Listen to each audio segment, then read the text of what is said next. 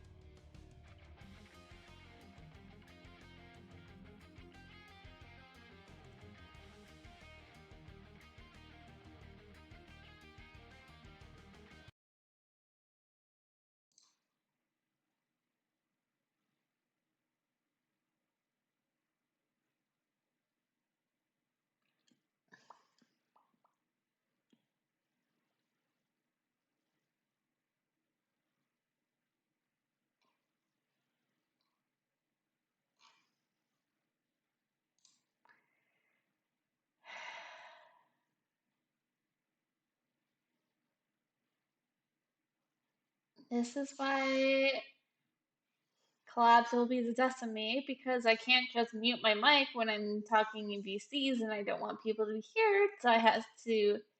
I'm so just used to unmuting my mic, actual mic, and not in the mixer on Steam Labs.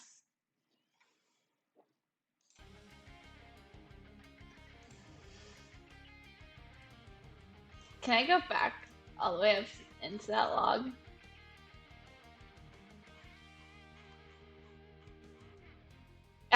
I can't. Aha.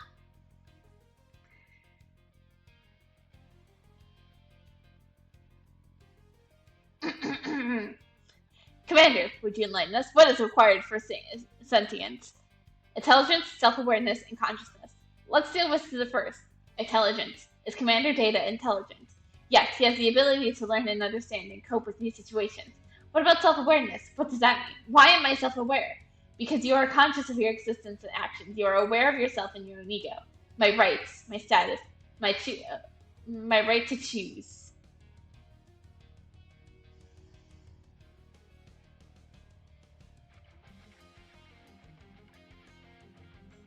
Audio is usually the worst thing for any streamer. That's right. Miss Diane, did you take any single breaks while watching the series? Of course not. Even though the series is meaningless, once I start, I just can't stop. I can vouch for it with my tracks. But you don't even like those tracks.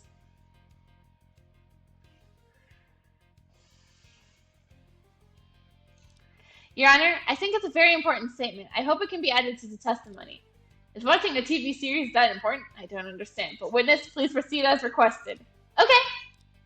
The TV series may be meaningless, but they were so attractive, so I just kept watching. Hold it. Meaningless yet attractive TV series. I know, it must have been what Alter often mentions as anime only for adults. That is not what she means by that, Annie! No! Absolutely not. That anime only for adults is what we call hentai.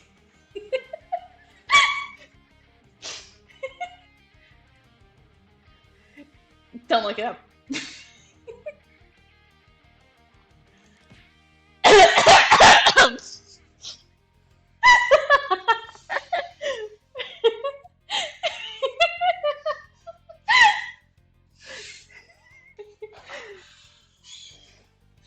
Prosecutor Silver, who's pretended to be asleep, seems to have choked on his own saliva. Anime only for adults. What's that exactly? Your Honor, no! Do not look it up! Like I said, anime for adults, that's what we call hentai! Also, it'd be really awesome if, hold on, I have something to do. It's important.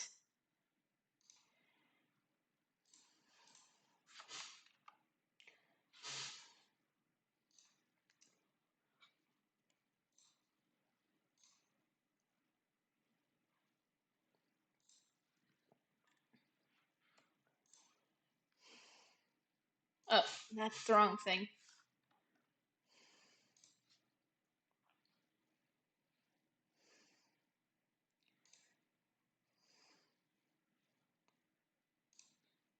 Yeah. Keep this pinned. This is important. Voting for a turnabout replay is important. Because what will we do early October? No. Just a slip of the tongue of Annie's. Please don't mind. Anime for only for adults? Absolutely not. What I watched was a thought-provoking humanistic sci-fi series. What's a humanistic sci-fi series? Anyways, you've been watching a TV series the entire afternoon without any interruption? Yes, that's right. As expected, there are several loopholes in Cyan's testimony. At this point, I might as well point them out and clarify. But first, When did that happen? At 5:47:32 p.m. That's so precise. She's a robot. Of course, I have a built-in clock. I can even tell you about the milliseconds. Well, it hits me that you're not. It hits me that you're actually a robot. What are you saying? Did I act like a robot before? Well, when ordinary people recall time, they usually aren't that precise. Even estimates are inevitably have errors. How could that be? If I make a mistake in timing, I might miss the live broadcast of the series.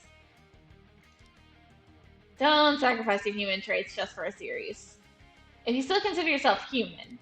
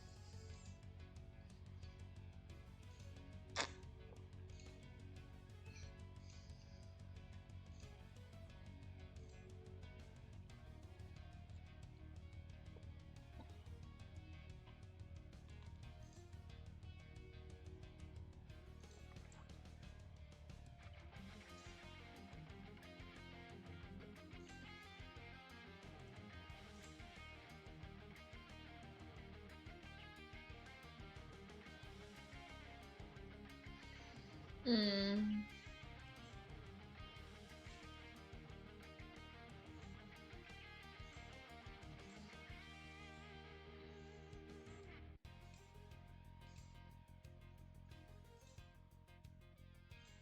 It's worth a shot. Objection.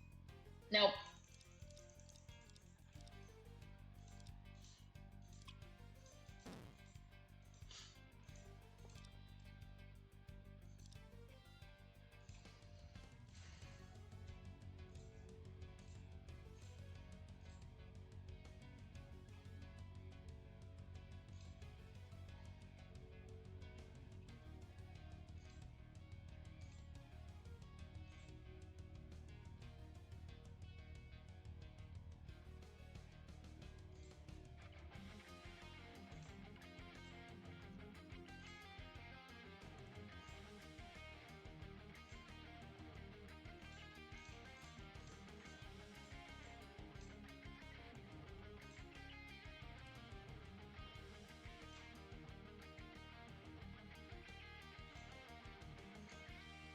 Objection. I was just throwing that one out. But it's also why I believe you wouldn't lie. Your testimony just doesn't hold up. Ah, why? You claimed that on the day of the incident you were watching a TV series without interruption. But that's impossible.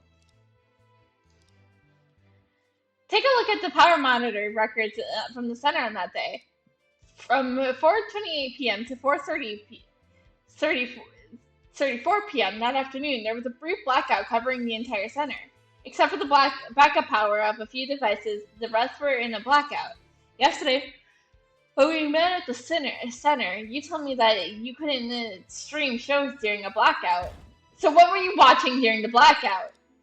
During the blackout, I, I have no idea. Whoa.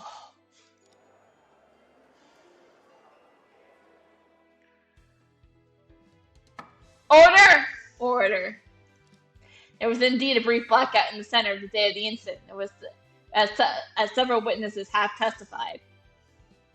Although the blackout was short, it's unrealistic that you, actively using electronic devices, were completely unaware. But I really had no memory of the blackout. It doesn't make sense. Can robots also forget things? Of course not. All of our experiences are stored in a central system in the form of images and data. Even if the core controlling my personality forgets the chip throughout our body could have no records. Records? Huh. I'm not familiar with how robots work, but if records, they can be manipulated or deleted. Yes, they can, but how could it be? Gwyneth, what happened to you? I just reviewed all the records from the day of the incident. I found something incredible. Well, what is it? On the afternoon of the incident, from 4 p.m. to 4:48 p.m. in my memory database, there's no records at all. What? Order. I'm having trouble keeping up. What does no records mean? In the term of a normal witness, Your Honor, it means that she lost her memory. At 4:48 p.m. that day, my system was suddenly rebooted. For a whole 48 minutes, it's like I lost a piece of my memory. All the records during that time were erased. So, Miss Cyan, you have no idea where you were or what you did during that time. I remember being in the workshop watching a TV series before 4 p.m., but at 4:48 p.m., I was standing at the entrance of the lobby on the first floor watching the heavy rain outside. What? Did you find it strange at that time? Well, I often participate in the various modification experiments at the center, so occasional memory confusion is normal. After the reboot, I checked my body and didn't find any major issues, so I didn't pay much attention. Major issue. Did you find any minor issues? It's not really an issue, nothing serious. A small issue like this. Whoa! Witness, what's wrong with your belly? Do we need a doctor? I don't know if Your Honor is being robophobic or not, or anything. It's just... Your Honor.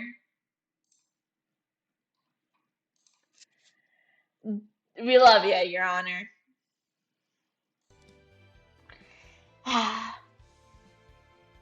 The judge finally seeing the irrefutable evidence that she's a robot. After the reboot, I noticed the hatch around here was a bit loose, but there was nothing inside the compartment, so I didn't pay much attention. This is crucial information. Miss Cyan, from the day of the incident until now, have you taken a bath? How could I? Are you trying to make me short circuit and explode? No, that's not what I meant. I mean, if your body hasn't been clean, there might be some traces. Your Honor, the defense requested an on-the-spot examination of Miss Cyan. What we need to check on Miss Cyan's body is... Bailiff, could you please check for fingerprints near Miss Cyan's compartment? Objection. The surface of the witness is made out of biomimetic skin. So what? This material is practically identical to human skin. Do you expect to leave fingerprints behind when you simply touch someone? Yes. Probably not. Whoops, it's not easy as I imagined. We need to check them. Bailiff, could you please perform a luminal test on the abdominal compartment of Miss Cyan? Oh, right, I totally forgot about that. Although, I didn't quite understand the reason. Please proceed, Bailiff. Your Honor, there is indeed luminal reactions within the witness's body. Order! Defense, what does this mean? It seems my earlier deduction has been confirmed. The blood stain on Miss Cyan's abdomen were left by the metal vest covered with the blood of the director. What? So you're saying the witness is actually an accomplice? Unknowingly, yes. What? That's impossible. If I violated the three laws, I'd be dismantled for sure. Miss Cyan, no need to panic. I'll prove your innocence. Indeed, the missing piece of the puzzle in this convoluted case is Cyan. Your Honor, as for what happened during the missing 48 minutes of Miss Cyan's memories, I think I have figured it out. Eh? Really? First, the murderer used an electromagnetic wall to kill the director who was wearing the metal gear. To cover up the crime scene, the murderer placed the metal vest inside Miss Cyan. Zoe went to the metal detector and carried out the electromagnetic lab. This conclusion aligns with your earlier statement. However, what Miss Cyan transported might not just be the metal vest. What? Did I have something else in my belly? That thing is too large to fit in. Too large to fit in your belly. I'm afraid this is the only explanation for why that thing ran into the irrational position. Specifically, the other item Miss Ian transported was... That's it. Ah, is that what I transported? No.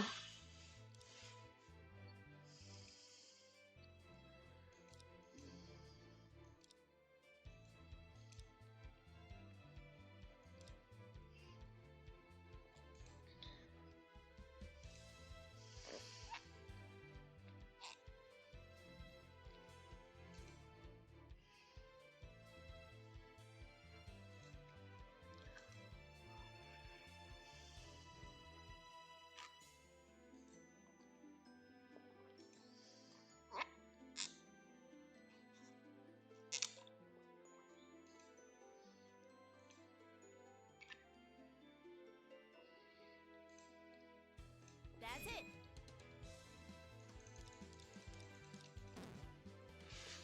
Whoops.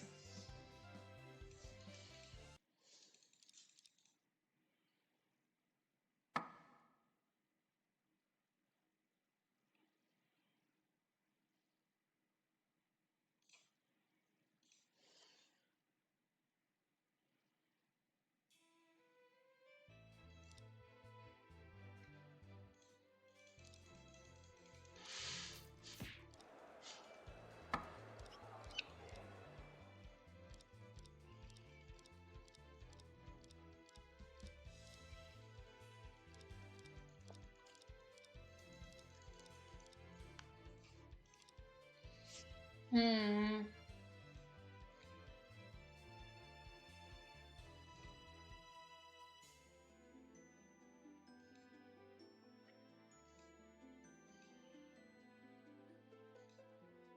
That's it. This the handcart from carrying the victim's body? Yes, on one end of this handcart is connected to a rope and a hook. If the handcart was pushed by human hands, these features wouldn't be necessary. I believe that after the incident, the handcart was hung behind Miss Diane. So Miss Diane pulled the director out like a cow pulling a cart? It's a strange metaphor, but it captures the general idea. The murder intends for Miss Diane to transport the director's body and the metal vest to the gate of the center. Later, the hook accidentally broke, leaving the handcart abandoned at the stockroom entrance. No, that's not right. Even though my memory during that time was deleted, I would never transport a body. Indeed, due to the three laws, you would rush to save the critically injured director once you saw him. However, what if you couldn't see him while you're pulling the handcart? Couldn't see? I don't quite understand. Miss Diane's different from humans. She's a robot that strictly follows commands. By cleverly issuing a certain command, you can make her assist in handling a scene without her knowing. Ah, there's a command like that? Why have I never heard of it? To make sure Cyan transports the body without violating the three laws, the murderer just needs her to instruct her to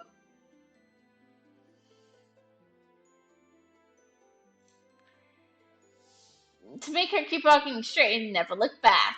As long as Miss Cyan didn't see the critically injured director behind her, she would continue to move the body by order. Objection. This is absurd, even if the witness was instructed not to look back. If there's a handicart being behind her, as you say, how could the witness not feel it? Objection. The witness is not an ordinary human, so we cannot use common sense to understand a robot's feelings. Objection. That's robophobic!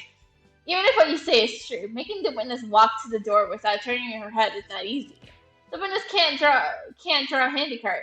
It's a move between floors without turning her head. Objection. It might be challenging in a typical building, but it can be achieved in the specifically designed research center. Can it really be done? Yes, Your Honor. Please take a look at this house plan. Miss Cyan dragged the handicart by carrying the director from the electromagnetic lab. Hook hasn't broken. Miss Cyan would have gone through the hallway and entered the elevator. The crucial part is here. For the convenience of the large moving equipment, the elevator has double doors.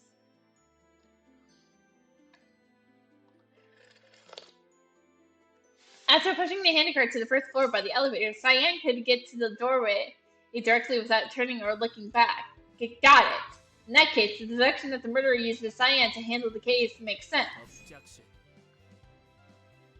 No sense at all. The defense's proposed route may be advisable, but it's completely unnecessary. Huh? Why? Handling a murder scene, especially with something as significant as moving a body, the murderer could very well do it themselves.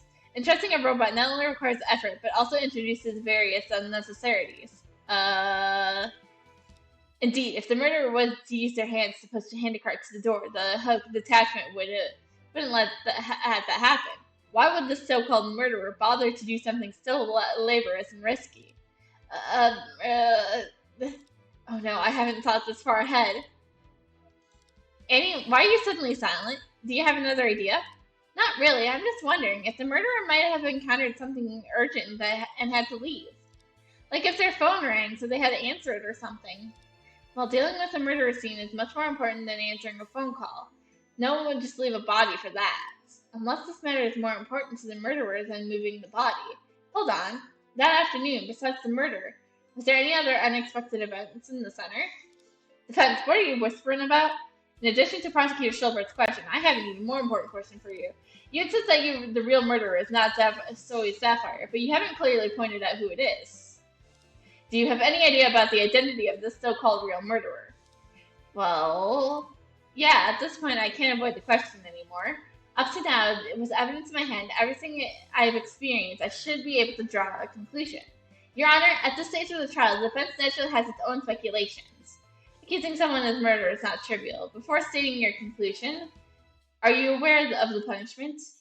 Wow, that's a lot. No problem. Annie, Detective Stanford, and I have arrived at the crime scene after the incident. In other words, the murderer must have been one of those members who have been working in the center. When I opened the electrical box, sure enough, the breaker had tripped, so I turned it on. Unfortunately, my mind is completely occupied with the research these affairs, that's all. The director's ultimate goal was to design ultra-realistic robots that are identical to humans. I searched in my diary and only found some of the experiments the director conducted on me. Miss White has a pitiful background. I'm just serving justice and doing what I can to help her. At least, it's the least I can do. Think carefully now. I have interacted with each one of them during these days. So who had the capability, opportunity, and motive to kill Joseph Crimson? The defense believes that the true murderer of the Dr. Crimson is... It is absolutely Goldstein or Sorsen Gray.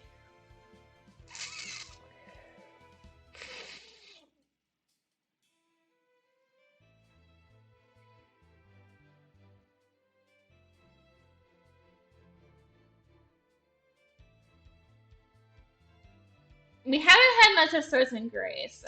That's it. This is... Huh? Mr. Gray? Objection. The defense's baseless accusation holds no credibility. Objection. Your Honor, Prosecutor Schilbert, whether it's baseless or not, please allow me to finish before making a judgment.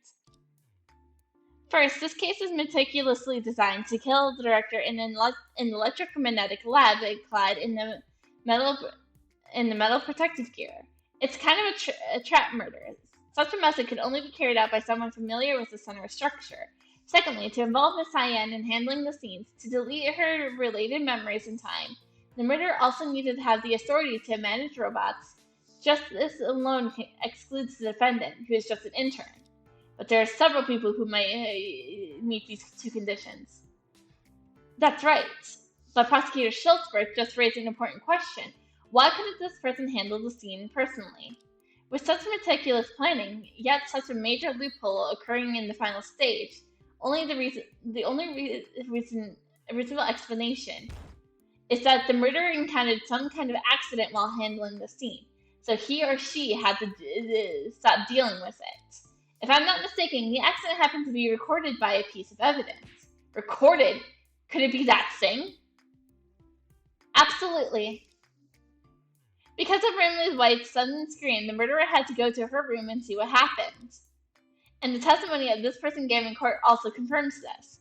The one who attached such great significance to Rhineland White's safety. It could only be the researcher who has been with her for years, Sorton Gray. Order! Order!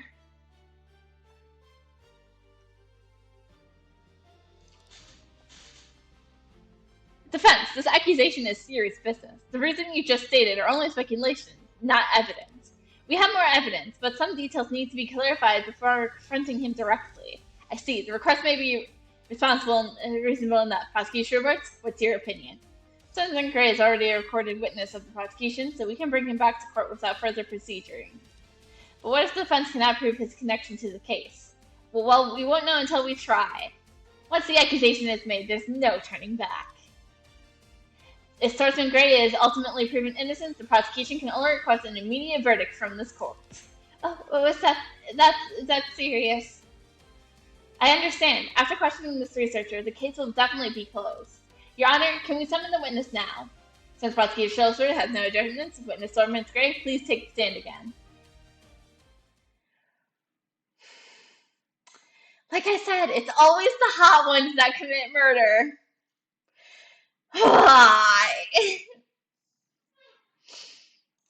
Witness, did you hear everything that was discussed just now? Though my hearing may not match that of the wise, I can discern the meanings behind the words. So you understand your current position, right? That's for sure. But I am an ordinary citizen, blameless and innocent. How can I bear such an unjust accusation? What was it said about the Band-Aids? Pack of ordinary Band-Aids with supermarket receipt attached to the bag, purchased 5:34 p.m. on November 8th. I remember Emily saying that they were for... Your Excellency, please ensure justice is served for the humble one. This isn't an accident administrative office. The gavel in my hand represents the law, not my personal judgment. If you believe that the defense accusation is mistaken, then you must confront her yourself. I see, Your Excellency's guidance is appreciated. Lady Barrister, I have no grudge against you. Then how could you be so heartless? For the sake of victory, you maliciously frame an innocent man. What malice do I bear? Of course I have no grudge against you, but the facts are undeniable. All the evidence currently points to you alone. You better admit it. How can I accept such slander? You have something to say? Please. I have something to say. Please listen. Okay. Lady Barrister, are you accusing me of murdering the director? This is impossible. As Sir Goldstein said, it was a tragic accident. The director had peculiar quirks, but it was a bit forgetful. Therefore, he had evidently went to the wrong place, leading to the tragedy. Lady Barrister, do not falsely accuse anyone inside the center of the because of this accident. Witness, are you also advocating that this was an accident? Exactly. Not only am I wrongly accused, but Lady Zoe, who sits in the defendant's seat, is also justly untreated. I hope Your Excellency can see through the situation. I thought that every murderer would try to shift the blame onto others. From this perspective, Mr. Graves seems like a good person. I'm sure he's a good person. Okay? He's just... You know what I said about Dr. Vincent last chapter? Just a good person who just happened to do something bad. You know? But then that turned out to be a lie because he just had murderous intent.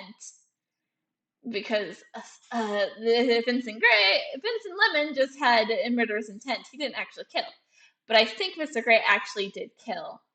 Because I don't think we can chalk this one up to an accident anymore. But you know, this is trial of innocence. There has been actual no murders. A good person wouldn't set traps and take lives. He not only avoids the truth because of the director's death, but also dares not to mention Cyan's missing memories. I won't let him get away with it so easily. Defense, what are your opinions on the witness testimony? Well, I don't agree at all. Please allow me to question him. All right, please proceed quickly.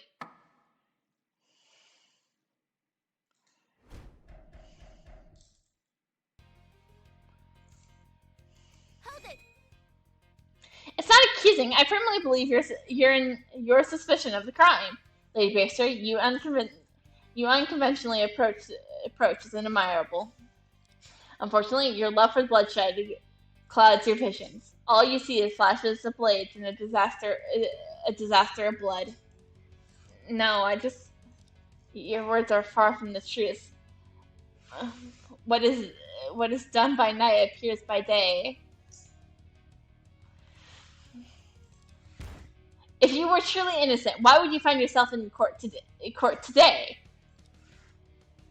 Since you said it, you seem determined to battle with me here.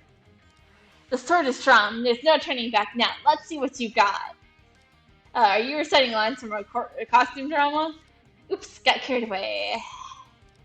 I'm gonna listen to Chief and watch less martial arts dramas from now on. No, Lena, keep watching those martial arts dramas. Do what you love.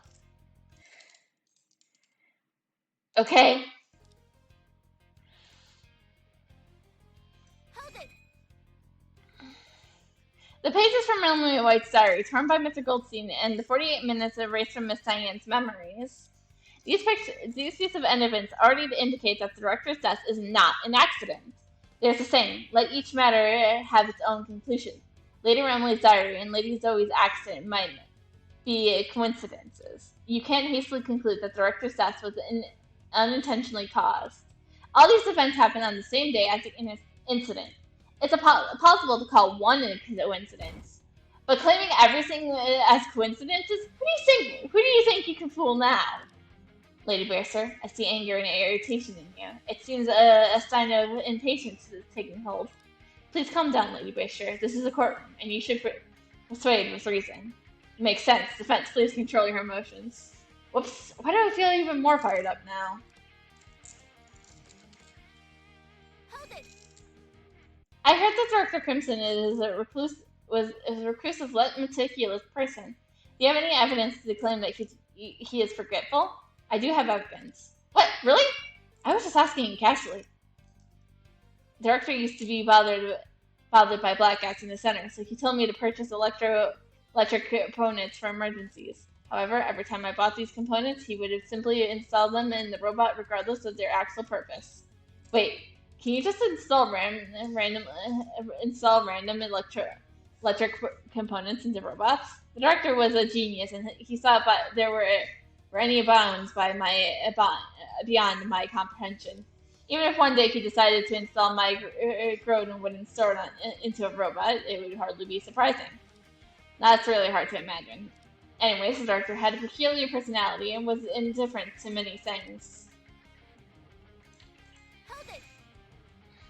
Are you saying that the victim forgot his experiment and schedule due to his bad memory? Exactly. Previously, Mr. Goldstein claimed that the victim mistook the floor due to the vibrations during the blackout. What do you think? Sir Goldstein's words have some sense, but if we follow that line of reasoning, there would be too many coincidences. In my humble opinion, the director just forgot the schedule for that day and leading him to the electromagnetic lab by mistake. Really? That sounds strange. The director, despite his extraordinary talent, was prone to mistakes and forgetfulness amidst his busy schedule. Was Mr. Crimson really that forgetful? I doubt it, but proving that he didn't forget something is not easy. However, is there any evidence that he cared a lot about this matter? Hold it. Falsely accused? You're throwing the term around too casually. I spent my life upholding justice, yet Lady Bear is trying to incriminate me with her words. If this isn't a false accusation, then what is it? Whether it's false accusation or not, you'll see when I present the evidence.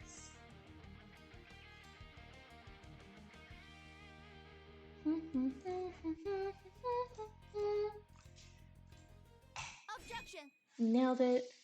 Mr. Cray, stop your game by buying time now. Also, you remanded the overturn of the theory of Mr. Goldstein. You cannot change the fact that it is a lie. Lady Baster, making baseless claims is not an act of a righteous person. Do you have any evidence to refute my claims? Do you recognize this notebook? Is that a belonging of Joseph Crimson? That's right. The victim used it to jot down his schedule like a memo. And this page happens to detail the director's arrangements on the day of the incident. Let me see. Ah, exactly. It clearly states on the notebook. So 4:30 p.m. Biochemical lab EGG experience. Remember to wear metal vests and helmets. The victim meticulously recorded his plans for the day in the memo. How could he casually forget where to go as the witness claims? Ugh. Proving whether the victim forgot something or not is difficult, but the notebook defense submitted is important evidence. I believe that he would not forget his experiment schedule when making such a clear memo. Your Excellency, that's not right. Lady Bishop is just speculating and cannot prove that the director didn't. Maybe he didn't check the notebook that day. I knew you'd say that. Whether he checked the notebook or not, Director Crimson is going to the wrong lab isn't a simple mistake. Such a strong statement. Can you prove that the victim entering the wrong lab wasn't due to a reason of his own? Of course, it's due to the murderer's meticulous planning that the victim went to the wrong lab. Two pieces of evidence prove that the victim was duped into the wrong lab, worked blindly, and was killed. Two pieces of evidence. Submit them now. The first piece of evidence that can prove the victim's entering the wrong lab wasn't due to his own reason is accepted. Please submit the second piece of evidence. Defense. Oh shit, that's the only ones I knew. The blackout. That's it. What's the connection between these two pieces of evidence? No. And why did you submit them together? Maybe I just made a mistake. Since you made a mistake, you'll have to accept the corresponding punishment. Fair enough, Your Honor. Whoops, submitting two pieces together raises the possibility of making mistakes. Listen, we already figured out the murderer's method of killing Mr. Crimson, right? Yes, the murderer switched two things, leading to this tragedy. Right? All I have to do is submit the things that he swapped. Defense, I'll give you another chance. First piece of evidence I can prove the victim's entering the wrong lab wasn't due to his own reason is...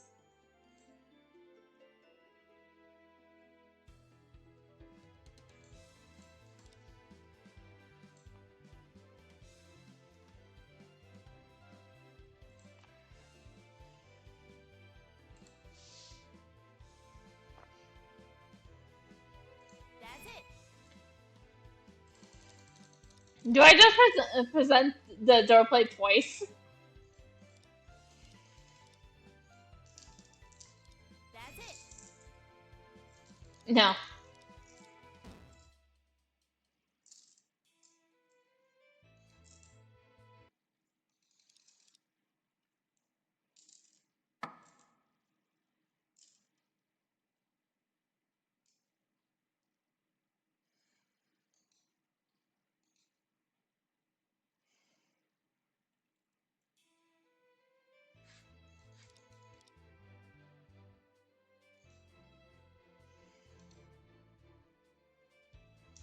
No.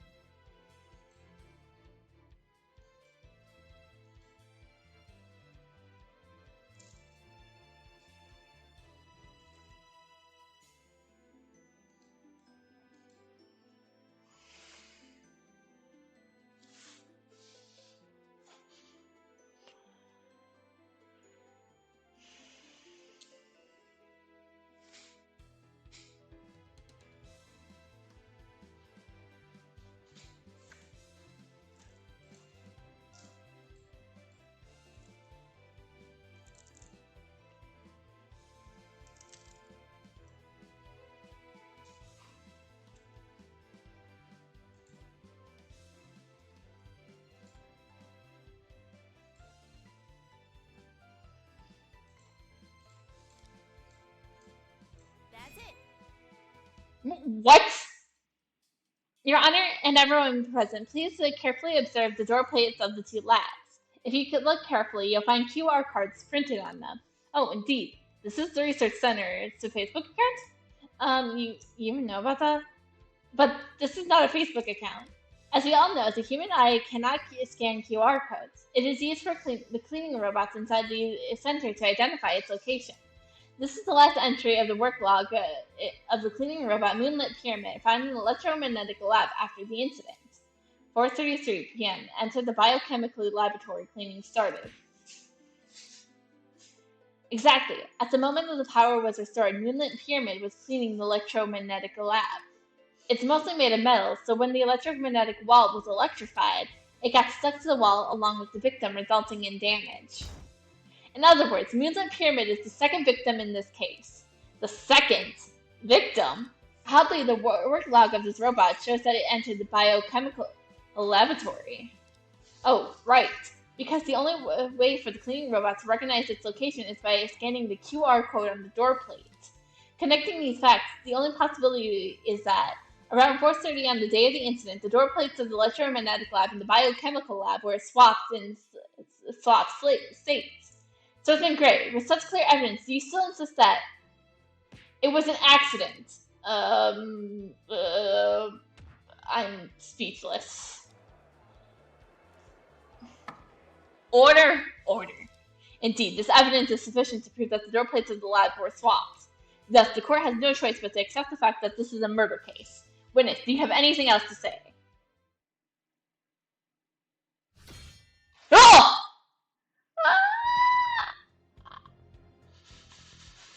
Oh God, I wish I had my emotes. Hold on. I'm gonna go to the BRB screen because I gotta do something real quick.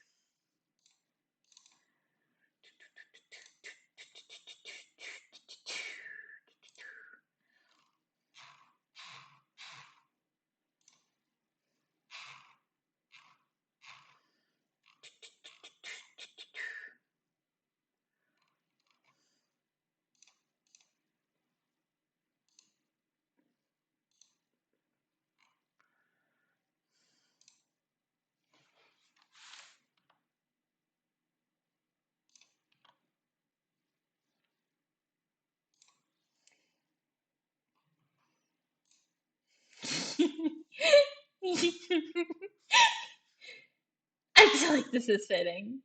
I always told him that I always said, why is it always the hot ones that murder? What is he doing?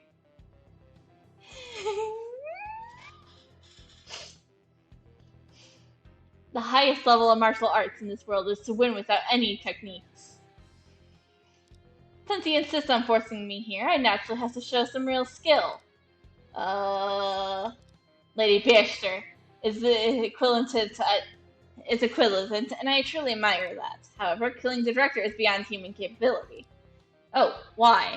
Well, technically, it wasn't any human that killed the director, it was the wall. But somebody turned the wall on. Merely swapping door plates cannot set up such a trap. Controlling everything precisely, killing with expertise, not to mention me. But no one in the world can achieve it. What? Even now, you still want to deny it? It's not denial. I just want to explain and clarify for Lady Baxter and Your Excellency. So you have more to say. Indeed, Lady Baxter's reasoning seems reasonable, but far from the truth. May I ask everyone to listen to my words again? Okay, that's enough blushing over the man. Wait, hold on. You so hot! Okay, I'm done blushing over him. Okay, we're good. Lady Baxter, say someone swapped the door plates of the two laboratories to mislead the director. Let's assume it's true. The fundamental reason, however, has nothing to do with the door plates.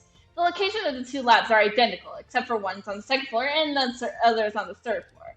It was a pure coincidence that the director got the floors wrong, as he encountered a blackout in the elevator. Unless the murderer had a supernatural foresight, how could they have timed the blackout so precisely?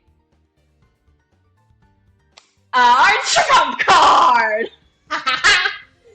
And you love me. That testimony sounds somewhat reasonable. What is your view, defense? I have evidence to refute it. That's mine, Your Honor. The timing of the blackout? If the murderer can't control the timing of the blackout, Mr. Crimson would have entered the wrong floor. Even if the door plates were soft, it wouldn't have mattered, right? Yeah, I understand what he means, but thank you, Annie. This excuse will soon fall apart. Thanks to me? Your Honor, the defense is ready to question. Very well. That's it. That's it. Me a lot of trouble. Perhaps this is the last testimony in the trial. Let's bust out this lie in one go. But Luna, we are gonna press first. It is our duty as defense attorneys. It's your duty as a defense attorney to press every statement.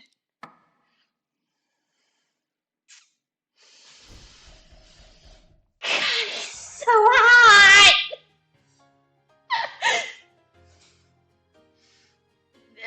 Just note, Chad, I'm probably gonna stop as soon as I finish this episode.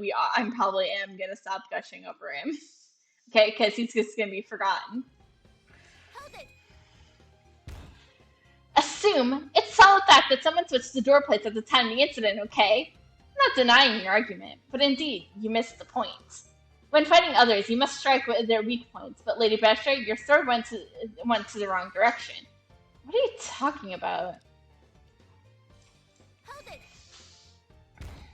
How is it possible? It's precisely the wrong door plates that misled the victim to the wrong lab. You misunderstood me, Lady Bastra. It may be true about the door plate swap. However, if Director Crimson was determined that he was on the second floor, why would he bother confirming the door plates? He must have already mistaken the floor before entering the lab. That makes sense, right? It's hard to refute. Hold it. Are the entrances of the lab at the same position? Yes, they are. Why did your research center design them that way? Eastern culture values precision in the solidarity. The symmetrical architectural design pays homage to spirits of the ancients. Our center was built strictly following the Eastern values. It's impeccable in every way. The center is full of modern gear decorations. How does that align with Eastern values? Hold it. When the blackout occurred, the elevator experienced severe vibration, and the people inside may confuse their current floor. It's been known to everyone of the center. The elevator is ancient in the ways of disrepair. Anyone with some experience in the center knows about it.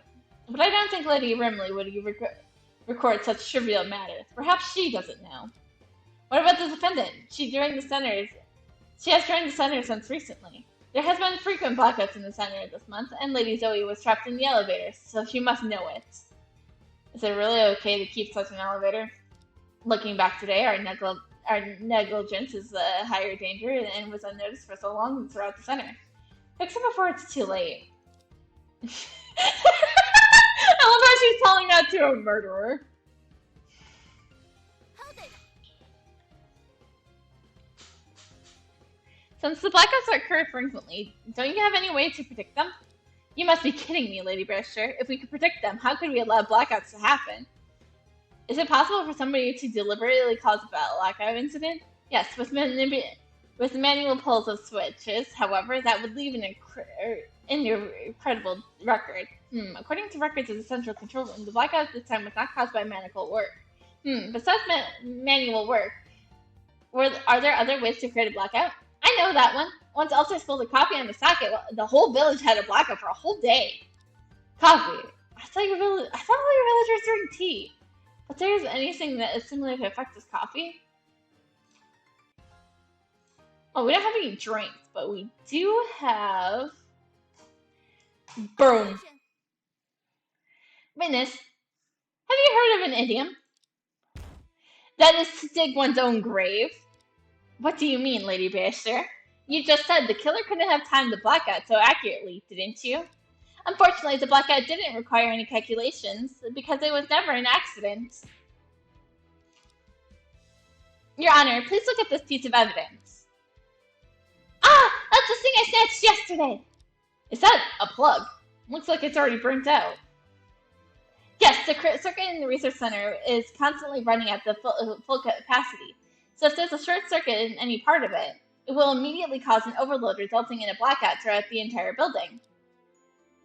The burnt plug is exactly the proof that it caused a short circuit. How did you get it? Thanks to my assistant Andy. No wonder why you were so anxious. Anxious, after all. It was found in your office. Ugh.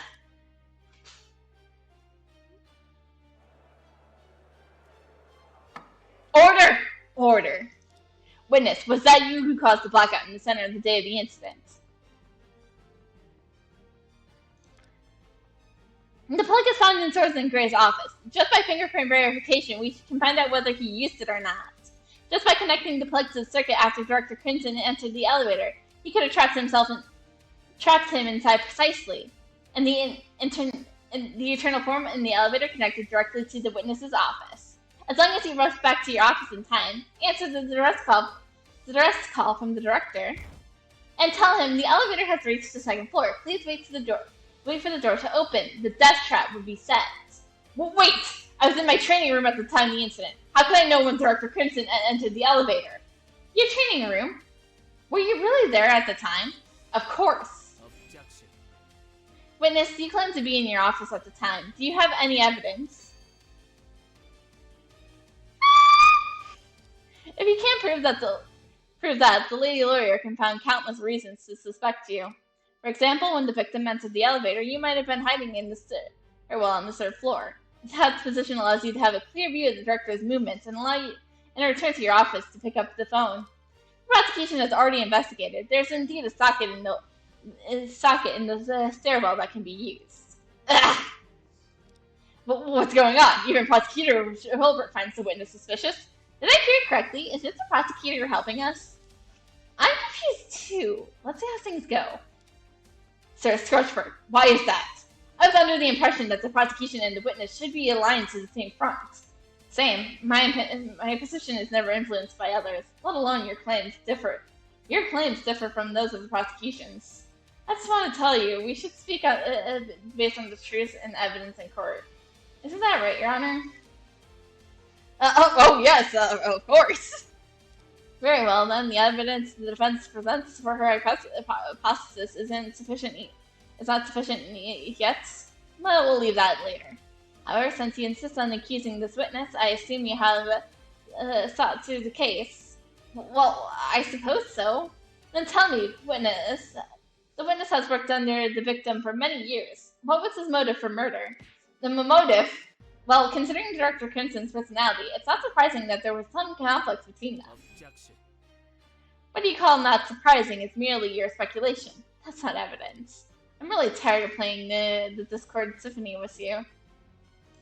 Thorsten Gray's motive for murder. I do have some conjectures, but is that really okay to reveal everything in court? Prosecutor Schilbert's doubt is also mine. While motive is not necessary to establish guilt, it is an important consideration. If you want to accuse the witness and exonerate the defendant, you need to prove his motive. Okay. There are a series of tragedies within the center that all seem to have originated from Sky Shield.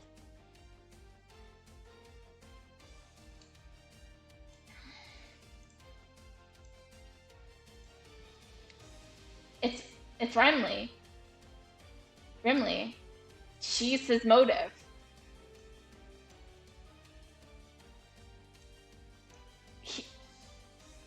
At some point, Gray must have learned that Crimson was Quadrant. And when he realized he was connected to Sky Shield, he wanted the man dead because of Riley. She is his motive. You understand? At this point, I can't avoid it anymore. The defense believes that Swordsman Gray has a very compelling motive for killing Director Crimson. He took action against the Director not out of personal grudges, but for the sake of someone else. Hold on, Lady Baster, you can't suspect me, but there's no need to involve others. Some things can be evaded for a while, but not forever. Didn't you have any foresight for the current situation? Swordsman Gray has already shown extraordinary care and concern for that person. Combining that information we have now, his motive is very clear. Your Honor, I believe the reason the witness took such drastic measures against the victim is entirely because of this person. That's it. Is this the witness of yesterday? Is it true that I have... It is true that I have close relations with Lady Renly, but what does that have to do with this case? Lady Bishop, please refrain from continue falsely accuse me and unrelated individuals. Unrelated? Are you sure? Are you going to deny that you know the true reason behind Renly's White's loss of her parents and head injury? It was Sky Shield, the well-known criminal organization. I was right on the money! Holy shit!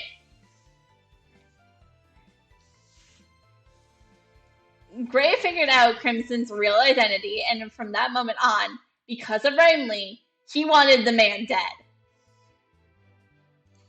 Oh, was it because of that traffic incident, as said yesterday? No, it was just a white lie to Miss White. And the victim has been confirmed that he had connections with that organization, which is enough to be your motive. So what? The association between Director and Sky Shield was revealed in court just now. Both the Metal Badge and Director's accounts records are in the hands of Mr. Goldstein until just now. The witness couldn't have obtained this information before the incident. Objection. You're right, the Metal Badge and account records are indeed beyond the Swordsman Gray's reach. However, there are other evidence in the centers that can prove the connection between Dr. Crimson and Sky Shield. Is there really more? The Metal Badge and the account records are indeed indirect evidence, making it difficult to understand their connection. The Deputy Director has suspected the Director before understanding their meaning. The evidence making Swordsman Gray immediately suspect the Director's identity must be something more direct. The defense believes that the evidence that can prove the association between Director Crimson Sky and Sky Shield is... That's it. Thank you, Tessa. What is this black box? This is a remote control for a high-powered bomb. What? A bomb? Your Honor. Where's the judge? Your Honor, the bomb corresponding to the remote control went missing several years ago. Please come out from under the table. Missing? Why didn't you say that earlier?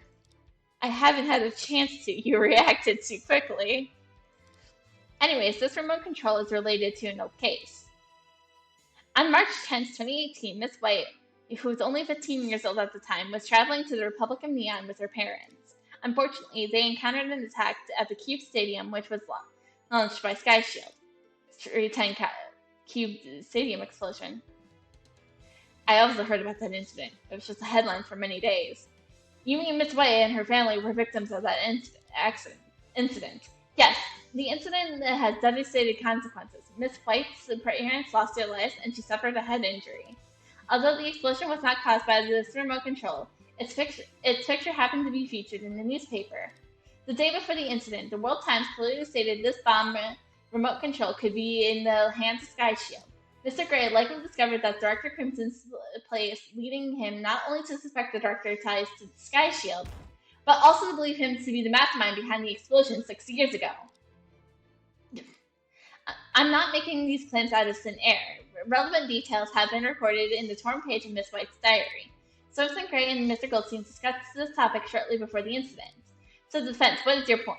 The witness has developed a deep bond with Miss White and akin to siblings over these years. His motive to seek revenge on behalf of Miss White and execute the mastermind's responsibility for the loss of her parents and memories. The director of the Research Institute, Joseph Crimson. Order.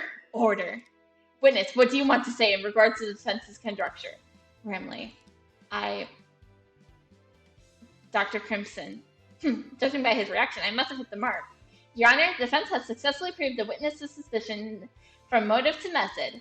I hope you reevaluate this case and provide justice for my client. Not again! It seems the defense has finally presented all their evidence. Wait, have we presented all of our evidence? No, we never presented the Band-Aids! We haven't presented all the evidence! We haven't presented the Band-Aids! We bought for it yesterday!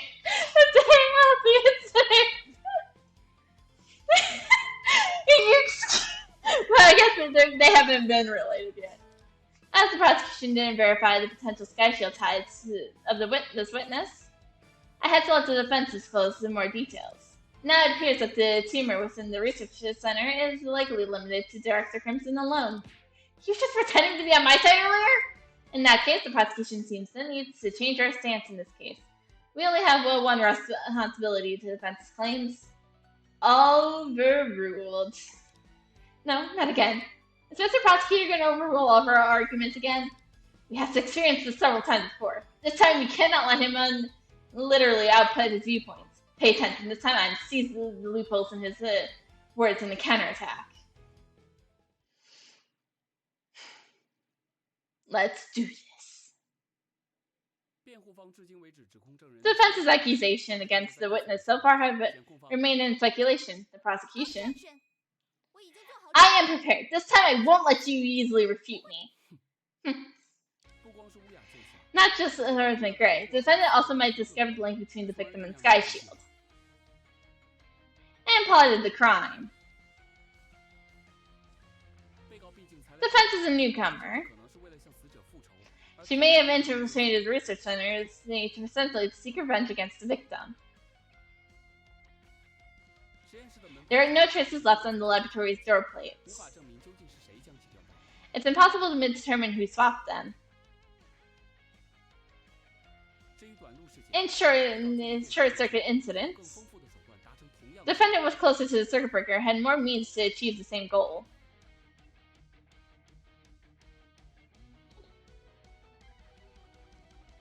He specifically targeted motives and refused in actions to refute. Indeed, I do not have enough evidence for that. Don't be Melissa by his arguments. Think about my strongest evidence.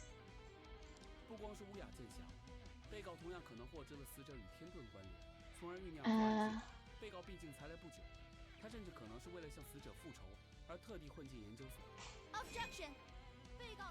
To determine whether the defendant came to the research center for miscellaneous detection, we need to check her background. The Cersei community stands saw numerous casualties and complex relationships. Moreover, Sky Shield has been active for many years, and their crime extended far beyond a single incident. He's right. Not just the defendant. Anyone in this courtroom could have been harmed by Sky Shield directly or indirectly. Too complicated to completely verify falsification. It's like a pianist trying to achieve a forehand combo by himself. Well, that does make some sense.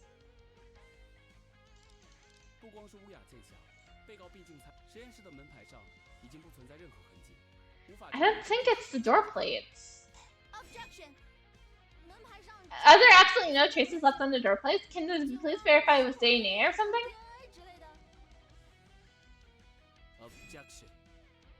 You think you're the only one paying attention to the door plates? The police have conducted inspections for a whole day and night. DNA is harder to preserve than fingerprints. The door plates have a smooth surface. How could a normal contact leave any traces on it? Can't the police put in more effort? Nothing means nothing. Overruled. Oops, I got it.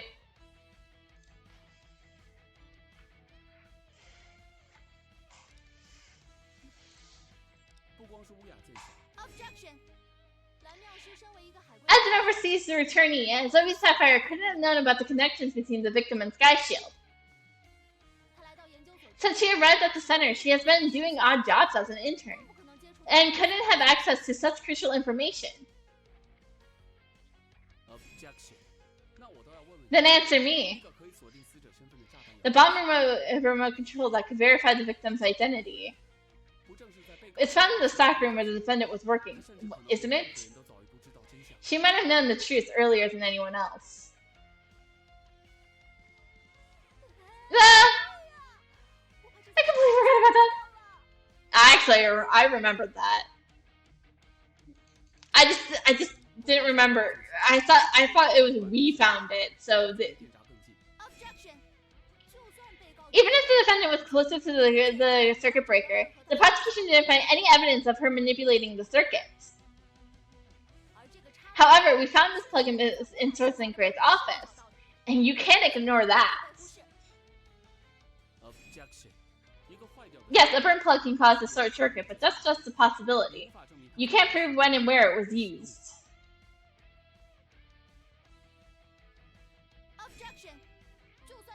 Even so, Source Gray has such stronger suspicion of creating a short circuit than my client. That's not the truth. The defendant could have placed the plug in Source Gray's office after committing the crime.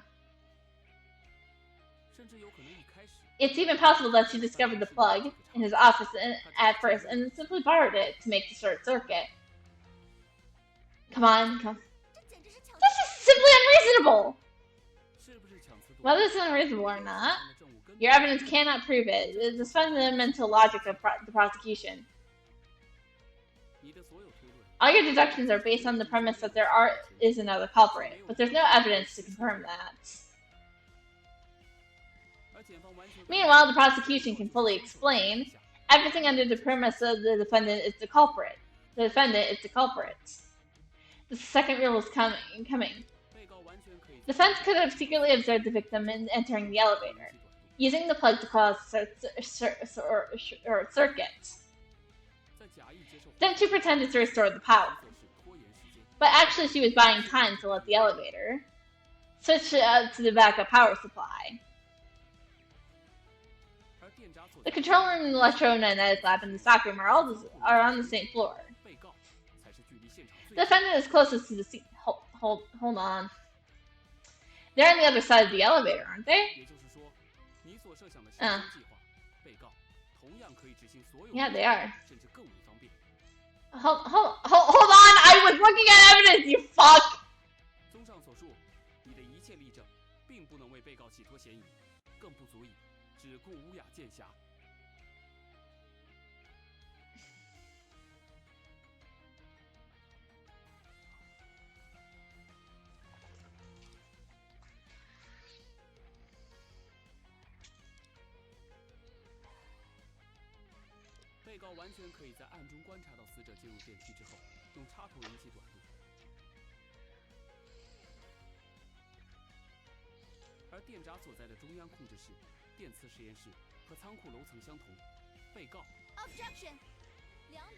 The shortest distance between 2 points is a straight line.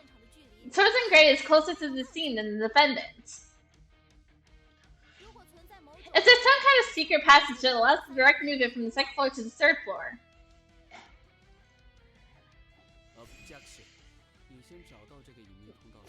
Find it before talking about it. Okay.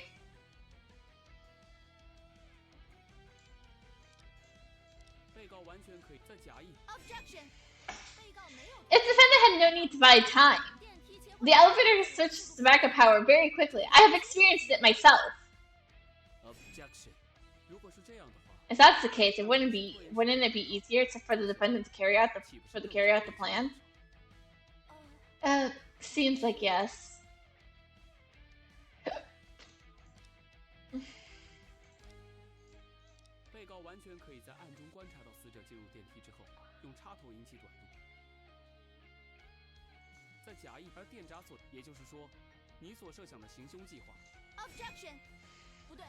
There's a crucial action in this plan that Source Gray can accomplish, but the defendant cannot. Oh, then please tell us specifically what it is. The entire plot what the defendant Zoe Sapphire cannot do is commanding Cyan to help to handle the crime scene and move the body. The defendant is just an intern who has no authority to command Cyan. So what? What? Ordering Cyan to move the body is just a deduction based on the defendant's innocence. However, Cyan's memory has been erased, and only the intangible evidence is the luminal reaction in her animal cabin. Whether she actually participated in transporting the body remains to the conjure. The defense has yet to present any evidence directly linking Swordsman Gray to the case. Oops. In conclusion, the defense's various speculation not only fails to accuse the witness, but also deepens the defendant's suspicion. But what? No! Alright, I'm still confused. Prosecutor Schulbert's words make sense. The accusations against the witnesses are not entirely unreasonable. But I have not seen a single piece of evidence that directly links him to the murder. We wouldn't accept the accusations without any evidence. Now, this situation has only been overturned. The point is, Prosecutor Schulbert is right about one thing. I have so much evidence, but every piece is indirect. I need decisive evidence to eliminate Zoe Sapphire's suspicion and convict Swordsman Gray. Lena, the judge is considering to dismiss the witness. We have to do something. Whoops, but we have run out of cards. We can't return to the research center for more evidence at this moment. Is it possible we obtain decisive evidence without returning to the research center? If so, the evidence can only be found in this courtroom. How can I retreat at this moment? Following this line of thought, there might be a breakthrough. It's only time to organize the case like Chief.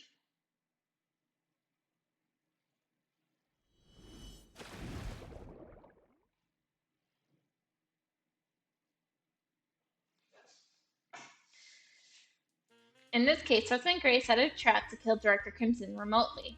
He first swapped the door plates of the biochemical labs and electromagnetic labs and then had Zoe deliver the materials to the wrong room. Upon Director Crimson's entering the elevator, he promptly connected the faulty plug to the circuit, resulting in a blackout. Trapped in the elevator, Director Crimson was misled by the internal phone into believing that he had arrived on the second floor. Director Crimson entered the wrong lab in the metal protective gear. Then Mr. Gray had Zoe Sapphire turn on the circuit breaker. When the murder was done, he planned to enter the electromagnetic lab to move to the body to destroy the evidence. Due to various unexpected incidents, he had to summon Cyan to assist in handling the scene. That night, the fingerprints and the bloodstain in the electromagnetic lab were totally cleaned by the automatic cleaning system.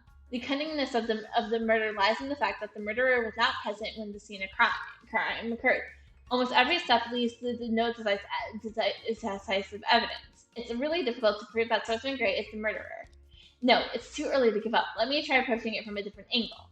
In the whole process of the murder, which step is most likely to have a flaw?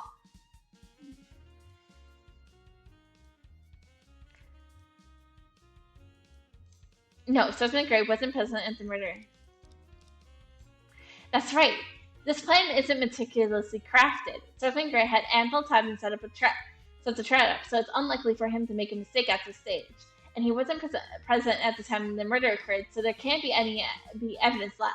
The only possibility flaw there must be left behind after the murder occurred. After all, an unexpected incident happened. Wait a minute. It occurred to me that I overlooked a flaw. There should be some evidence pointing to the small fall left by Swordsman Gray after the incident. This seems to have nothing to do with the issue I'm currently pondering, right? Think carefully. There should be some evidence pointing to the small fall left by Swordsman Gray at the incident.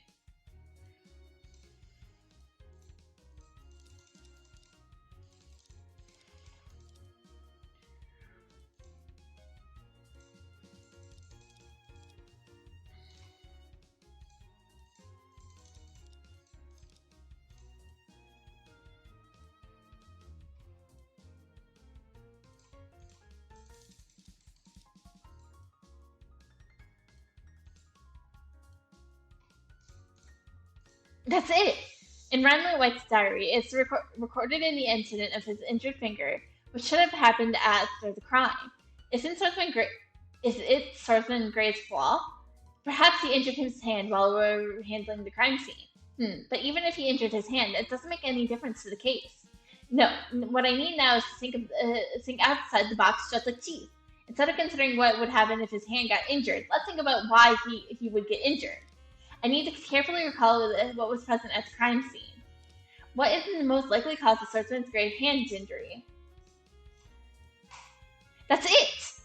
He didn't have a finger a fight with the victim, and the injury that we can't catch with the naked eye in court is probably minor. As if it was mentioned in Remler's diary, something at the crime scene would have cut Soapstone Gray's finger. It could only have been the cracked helmet, right? Was this evidence? Wait a minute. It's been 2 days since the crime occurred. His wound probably healed. It might be useless to conduct a medical examination on the injury. Furthermore, the helmet was cleaned with the biochemical agents, leaving no traces. It seems like we're going back to the original origin. I feel like I'm one step to the truth. Let me think again. According to what I saw and heard during the investigation, with such a weird shape and metal material, is that metal helmet mentioned in the doctor's note? But why is it so? Hey, careful! Those edges of some things are really sharp. So where did this story come from? What kind of traces could Soapstone Gray have left when he was injured?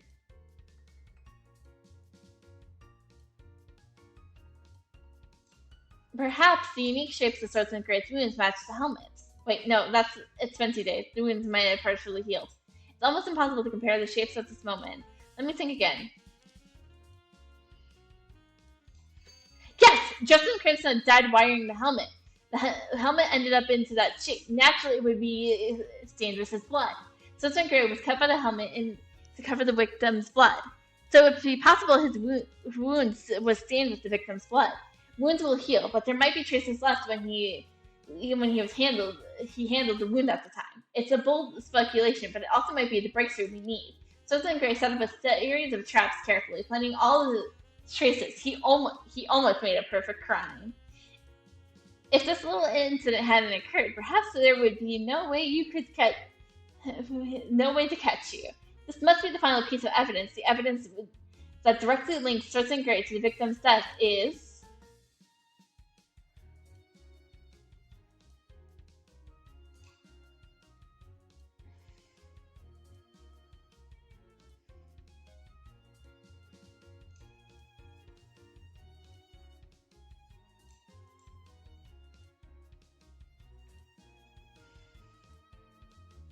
Oh.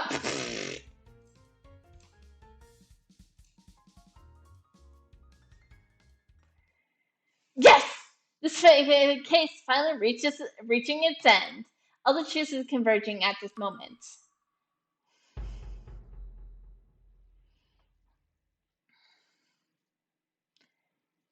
Mr. Gray? I told you, Prosecutor Silver, I didn't present all my evidence yet.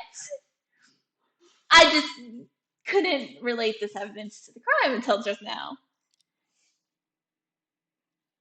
So hot. I'm sorry, we're moving on! I just noticed that there's a band-aid on your right thumb. May I ask when you got injured? When deeply immersed in my training, I accidentally injured my hand. No, I mean my finger. It happened a considerable time ago. In that case, could you please remove the band-aid and let the bailiff examine the bloodstains on it? What an unreasonable request. I am afraid I simply cannot comply. Unreasonable request? No, it would be a great opportunity to prove your innocence. What do you mean? Since the wound is an accident from yourself, the blood on the band-aid must be your own, right? That's correct. But if there's blood on someone else's on it, like the victim's, how would you explain that? I'm sorry, I don't understand. No! Defense, what do you mean by that? The witness has finally realized it. The defense believes that the witness's finger was likely injured while handling the crime scene. If the victim's blood is found on the band-aid, that proves that.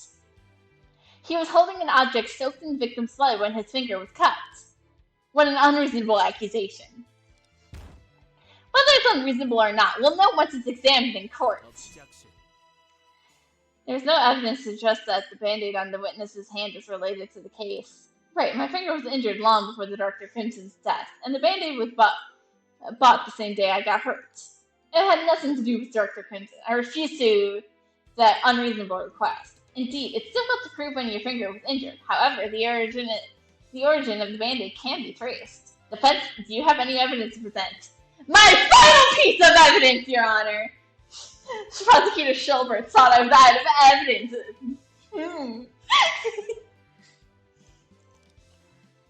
Yes, Yes, this piece of evidence is enough to prove that the Band-Aid was applied after the crime. That's it. Witness, is the Band-Aid on your hand really brought by yourself? Please take a look at this package of Band-Aids and the receipt with the purchase time. The purchase time is 5:34 p.m. on the day of the crime. Isn't that right after the crime took place? This package was found in Rimley White's room. There happens to be one missing Band-Aid from it. She wrote it clearly in her diary that she helped you treat your wounds. There's many ways to prove that the Band-Aid on your hand came from that package. Even so, are you still going to deny it? Ugh.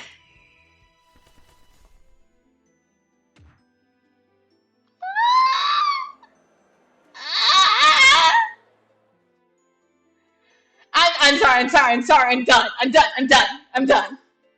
done gushing over him. He's a murderer. Why would I ever fall in love with a murderer? If I had a nickel for every time I fell in love with this guy. I mean, come on, guys, come on. One of my favorite Genshin characters is Ricely. He has canonly murdered people. Okay, like 2 people, but I mean, we don't need to get into other crimes here. Let's focus on Gray here. Objection. The defense didn't refute our accusation against the defendant. We cannot prove a coursing of confession from the witness. Prosecutor Schilbert, the current situation has nothing to do with your earlier speculations. Witness, tell me. In the several days when Emily Wright's memories will be reset again.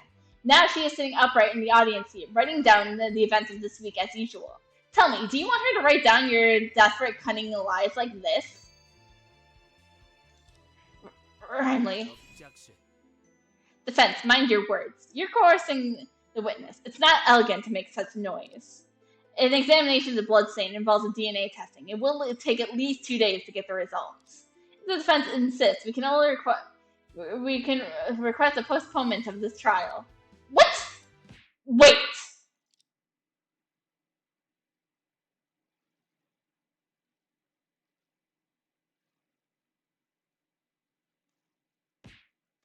Who was that speaking? It was me. Miss White? Ramley, what are you doing? Enough, Mr. Lawyer, Mr. Prosecutor, and Master Swordsman. Please stop arguing. The current situation is largely because of me, and I really don't want to see you all continue to argue over me. I understand your feelings, but personal emotions are not considered in court. This case must reach a conclusion. Miss White, I actually have some questions to ask you. Now that you voluntarily stepped onto the witness stand, did you hear the defense's claims just now? Yes. What do you think of the defense's accusations against the witness? Master Swordsman, I don't know. I really don't know anything. Other treating Master Swordsman's wound with a band-aid. I don't remember either of them. Until now, I still can't believe Dr. Crimson was really killed. I only know that everyone in the center has been very kind in taking care of me. And someday I will be cured, and I will be able to use my brain to remember everything rather than the notebook. Miss White, Master Swordsman, among all the people in the center, you have been the kindest to me. At this moment, I'm willing to believe whatever you say and write it down. I don't care how the others see it, but my diaries is my memory and my truth. So, the person who killed Dr. Crimson is not you, right? For this time, instead of reading my diary, I want to hear it directly from you. That wasn't you.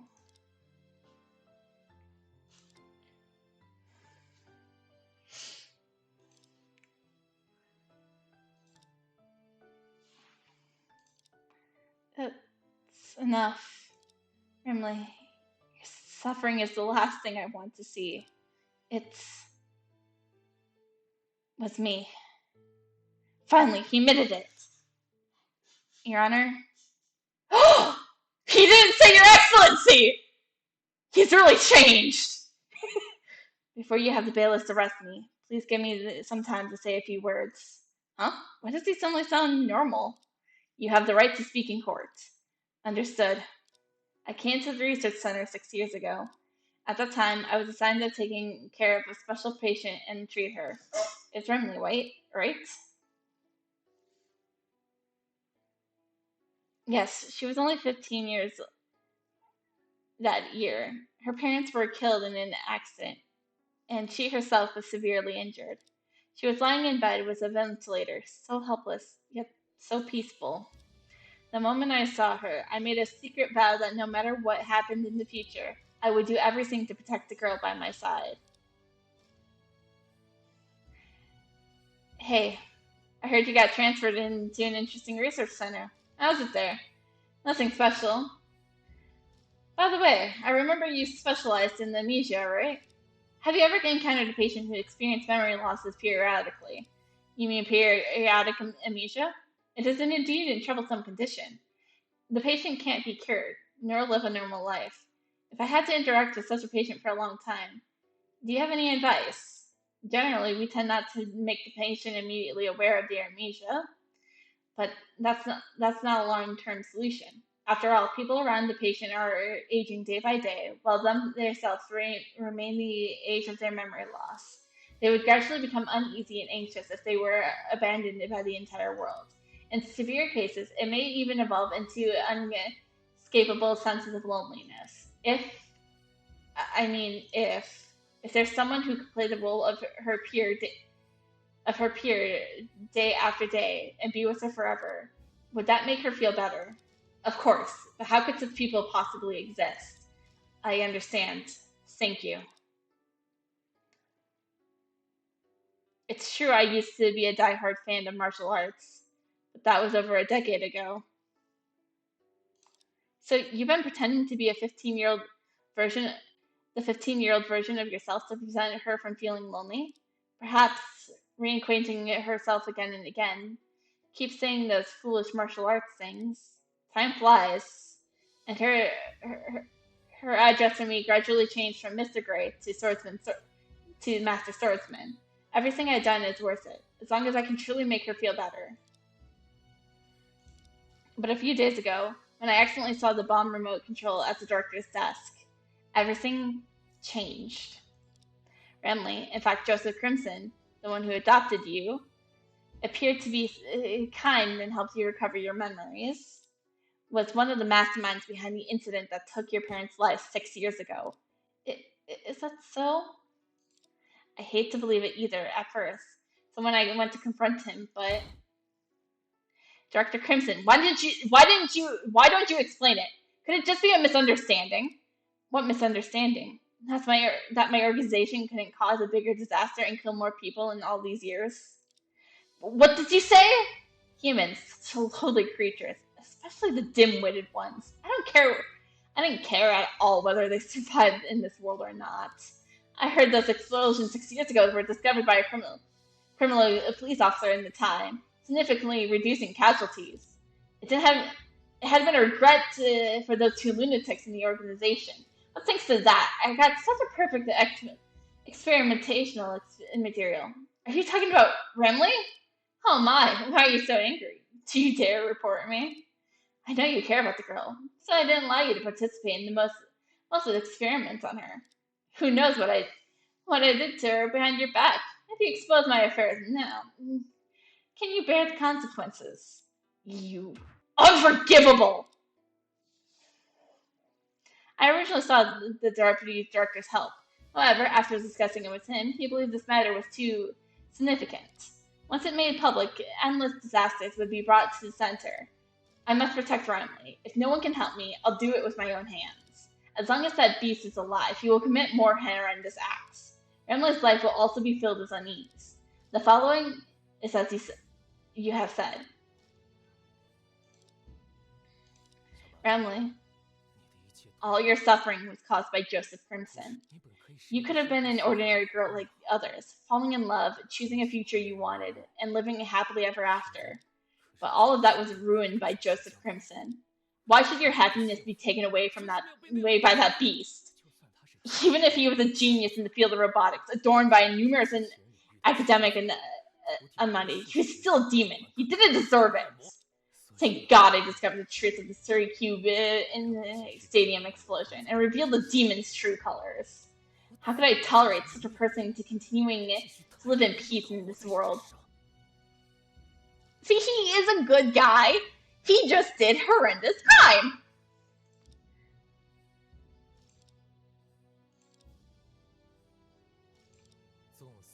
In valiant death, heroic spirits linger, ashamed, unmatched, unmun worldly figures.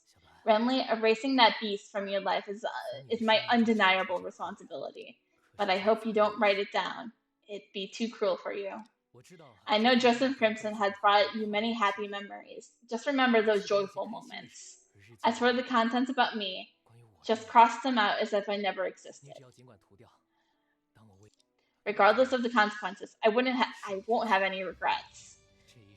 Does the swordsman live up to his name? The answer is no, Mr. Gray. Just Luna? Protecting Renly? Heroism. How are you going to protect her in prison? Let alone protection.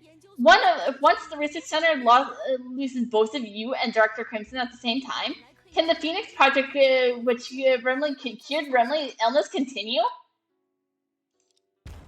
No matter how hope-broken your excuses are, a crime is a crime. When you let your fantasies of heroism cloud your judgment, did you ever consider the consequences on her? Have you ever thought about how much bloodshed will fill her diary? Ugh! After 6 years with Renly, you still don't know how to be resilient as she is. Every 7 days, she has to confront the 6 years of blank and loss of her parents over again. Even if she is acquainting the people around her as quickly as possible, after several days of happiness, she has to start from scratch with despair for the future. Even so, she still diligently records the people and the things worth remembering, without complaint. Can you imagine how strong she needs to be to do that? Protect her, protect her, protect her! You speak like a real swordsman, but is that really what she wants? Enough. Don't go too far. Objection sustained. The defense witness has already pleaded guilt. Watch your tongue, please. I'm sorry. I lost control. It's too late. I no longer have a chance to understand Renly's wishes. Lady Barrister, no. Miss Ray, you're right. In the end, I'm nothing but a disguised hero. It's me who is not strong enough. Renly, I have lost. Lost the opportunity to protect you like a real swordsman. Forever.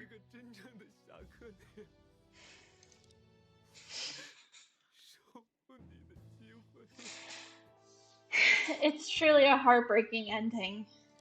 Joseph Crimson may have been a vicious criminal involved in various crimes, but even so, it's absolutely unacceptable to take his life without legitimate arrest or trial. Prosecutor Schubert, where is Swordsman Gray? The prosecution has notified the bailiffs of an emergency arrest. I see. Although the case has gone through many twists and turns, the truth has come to light at the last moment.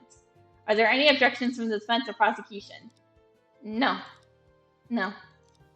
And the court hereby pronounces defendant Zoe Sapphire.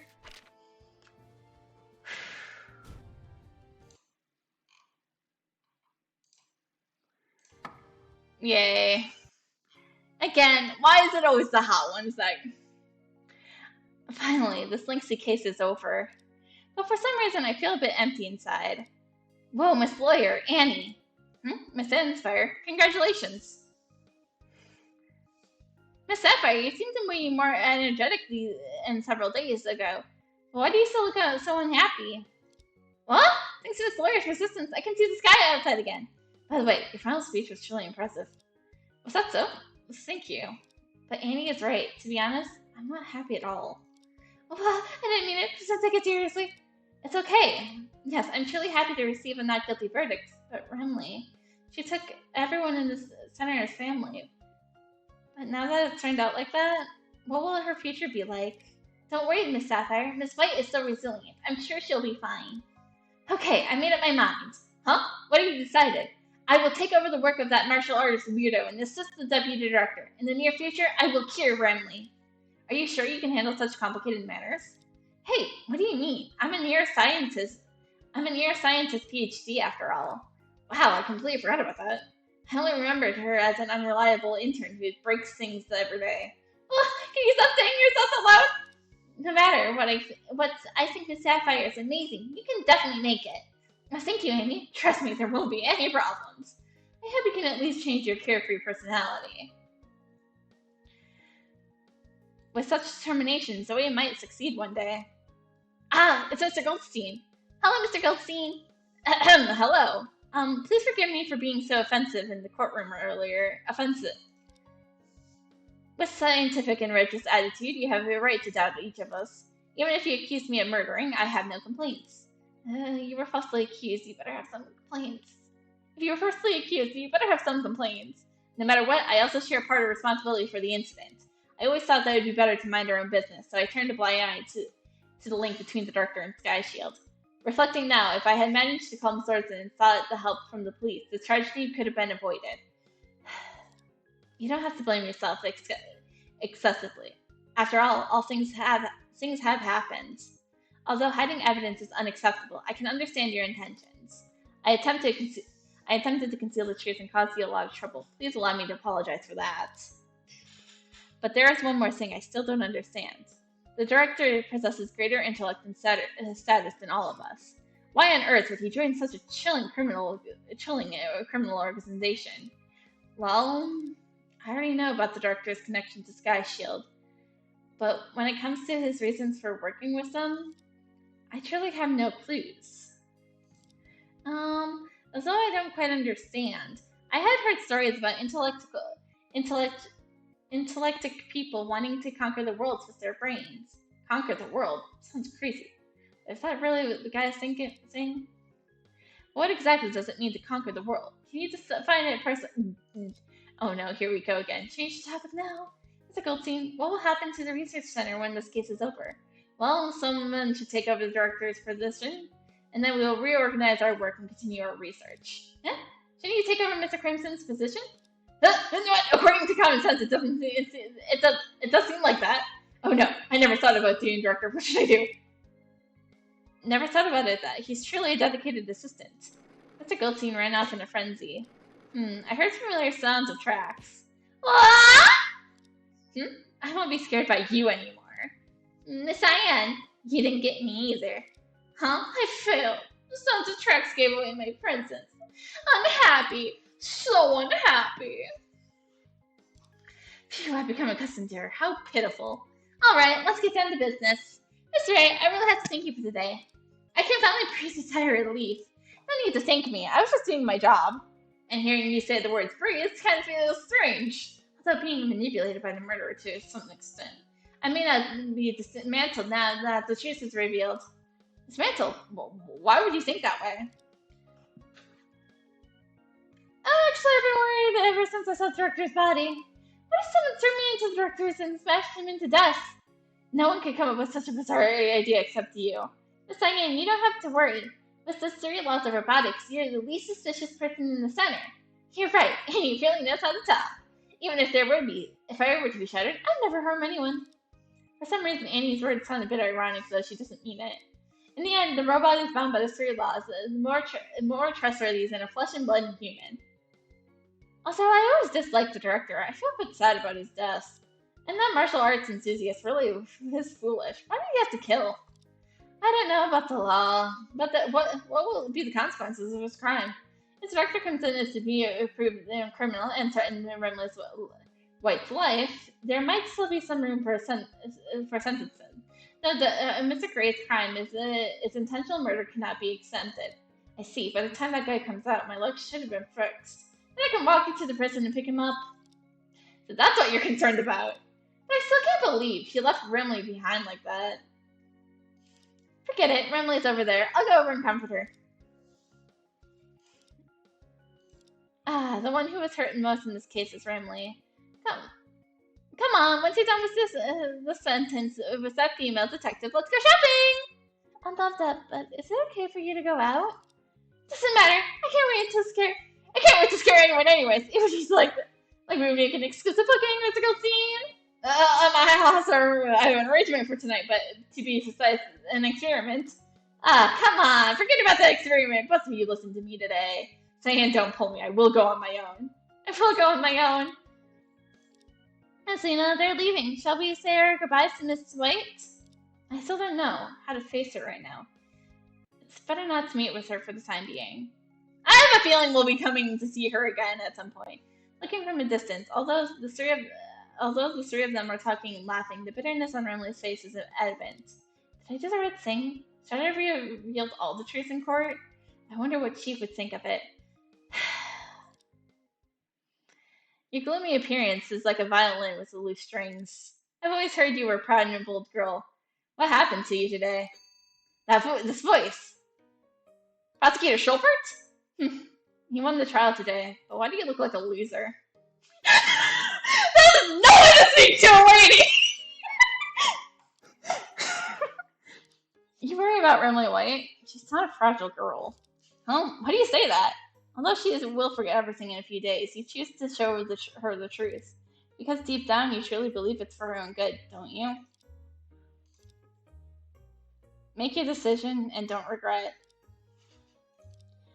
Thank you. I didn't expect this guy to have a considerate side. I already contacted Detective Stanford. She's gathering evidence in the center. Joseph Crimson has been confirmed as the fourth head of the Sky Shield Quadrant. Are you sure?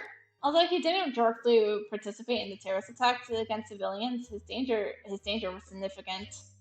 Under the guise of research, he took foreign funds and often supplied the organization with advanced equipment, even weapons. If the so-called Phoenix Project was to be carried out, who knows what the consequences would be.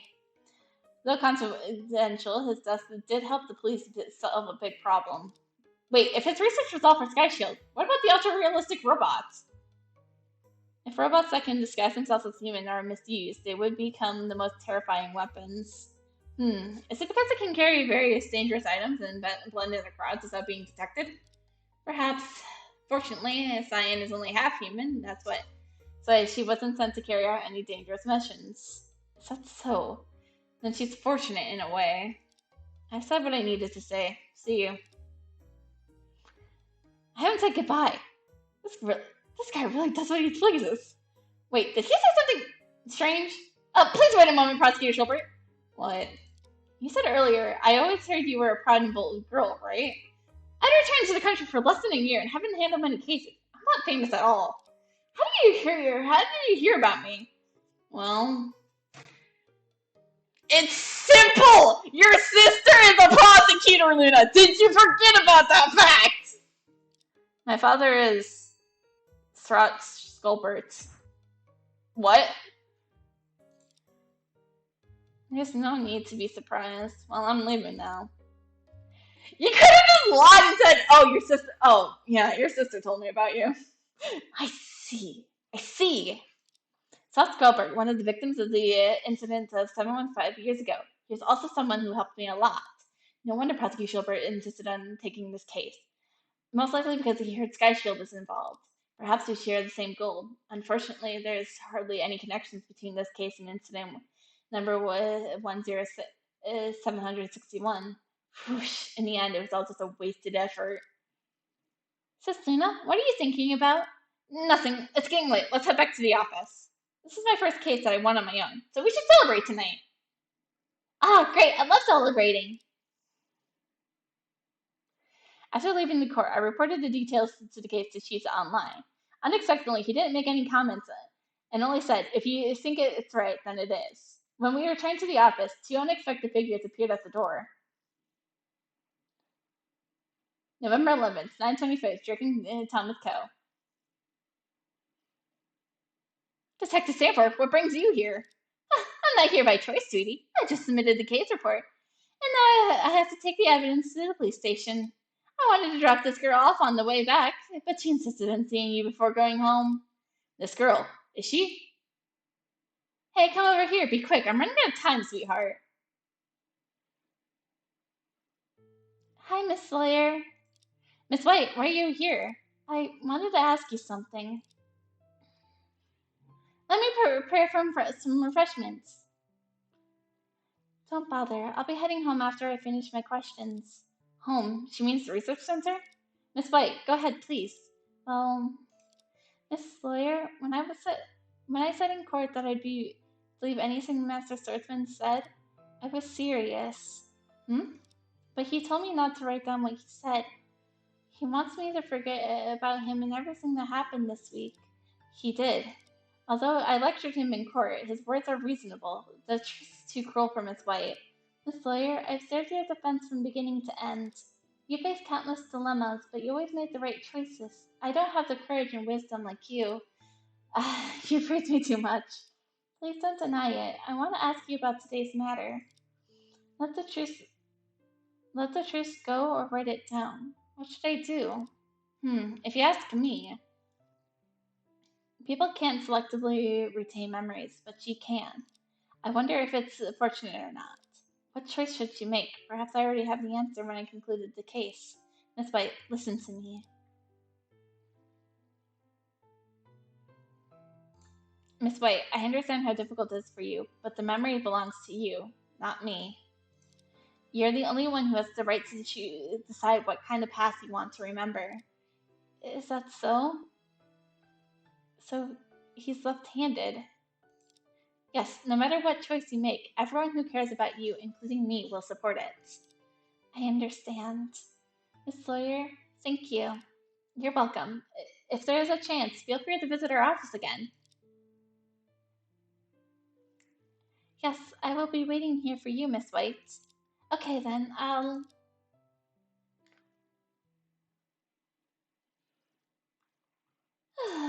You've been talking for so long that I almost fell asleep. Sorry for keeping you waiting, Detective Stanford. Let's accompany you downstairs. I have to figure out what this noise is first. Did I mishear something? There seems to be a strange sound from the Detective Stanford's bag. I heard that too. Let me check.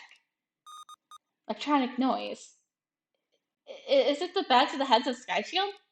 This is one that belongs to the director. Quiet.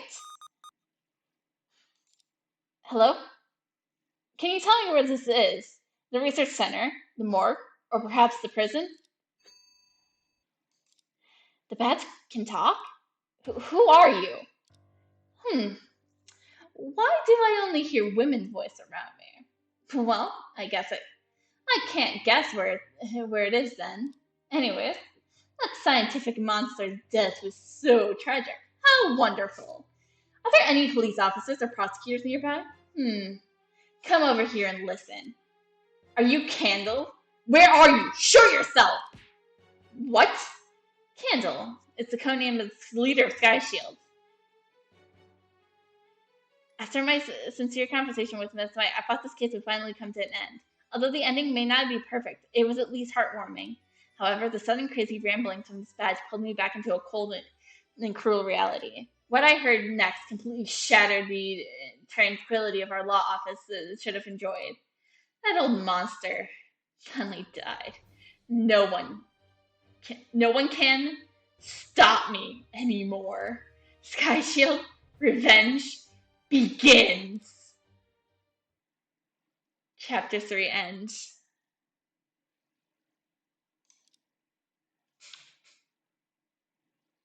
Okay, back to the title. That is chilling. That is a chilling end. Like, holy shit. You don't just expect that from nothing. That is cold dropping insanity. But here's the thing about it. Honestly, chat, as much as I'm actually gonna open the game because I kind of want to. This is for my own personal thing. Also, I'm gonna mute the game because I honestly feel like Chapter 4 might be a Meanwhile in the Republic of Neons with Charlie and what Charlie's been up to. Because Charlie doesn't say much about Luna's case. Because maybe he's been busy with his own thing. And it's interesting, too, that that Schulberg could have easily lied. Oh, interesting.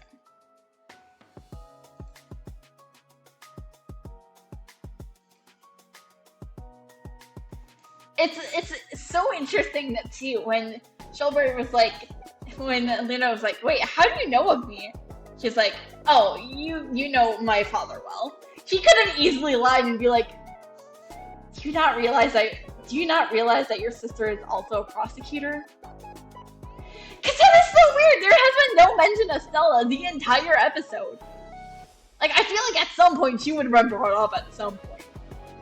Like, and I thought that would have been the moment, but he's like, no, my father helped you, back then. But that is interesting. But it also does give us a clear connection of who Schulberg is. So it's very interesting to see where things are going to be going ahead. And it is one I am excited for, because it starts tomorrow, by the way, chat. Oh, by the way, reminder that we are doing a poll, so you guys can definitely vote on it. I'll definitely make sure to... It's the pinned message for the Turnabout replay. It is going to be chosen from Ace Attorney Investigations, and so...